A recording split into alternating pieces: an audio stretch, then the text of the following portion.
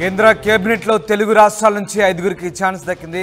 Narasapuram BJP MP Bhupathiraju Srinivas వర్మకు ప్రధానమంత్రి కార్యాలయం నుంచి లేటుగా ఫోన్ కాల్ వచ్చింది.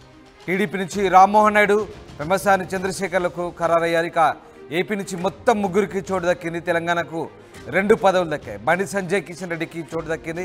ఇవాళ రాత్రి 7:15 ప్రమాణ స్వీకారం చేయబోతున్నారు.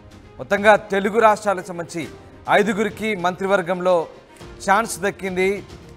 ఇక ప్రధానంగా ఏపీ నుంచి ఇప్పటికే అటు రామ్మోహన్ నాయుడుతో పాటు పెమ్మసాని చంద్రశేఖర్కు అవకాశం కల్పించారు. తాజాగా నరసాపురం బీజేపీ నుంచి ఒక ఎంపీకి అవకాశం ఇస్తున్నారు.